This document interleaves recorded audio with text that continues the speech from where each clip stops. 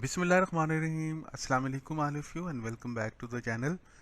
आज का हमारा फ्रेजल वर्ब है शेक ऑफ। शेक ऑफ हम रोज़मर्रा ज़िंदगी में बहुत ज़्यादा इस्तेमाल करते हैं। अब इसका मतलब क्या होता है और किन सेंसेस में इसको इस्तेमाल किया जाता है? To know about these all things please stay tune with the video.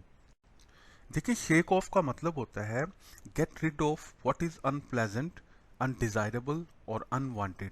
यानी कि एक ऐसी चीज़ जो कि खुशगवार ना हो या जिसको आप चाहते नहीं हैं या आप चाहते हैं या आपके पास नहीं होनी चाहिए, उससे छुटकारा हासिल करने को कहते हैं शेक ऑफ। अब हम इसके सेंटेंसेस देखते हैं तो ये कॉन्सेप्ट हमें मज़ीद क्लियर होगा। अब देखिए, मिसाल के तौर पे shake your shirt of. Shake your shirt of मतलब इसका ये कि अपनी शर्ट को झाड़ो। अपनी शर्ट पे जो डस्ट वगैरह या कोई चीज़ लगी हुई है उसको झाड़ो या उससे छुटकारा हासिल करो, तो इसको हम कहते हैं शेक योर शर्ट ऑफ। इसी तरह आप देखें, she is trying her best to shake off the negative feelings. यानी कि वो बड़ी कोशिश कर रही है कि जो उसको नेगेटिव फीलिंग्स आ रही हैं उससे उसकी जान बच जाए या उससे उसको छुटकारा मिल जाए। ओके। और शेक ऑफ को हम इस सेंस में भी यूज़ कर सकते हैं, जैसे try to shake off this tough.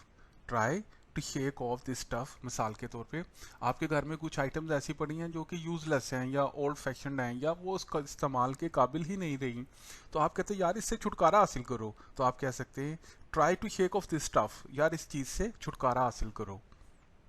So thank you so much guys for watching the video. If you like the video, please hit the like button and don't forget to subscribe the channel.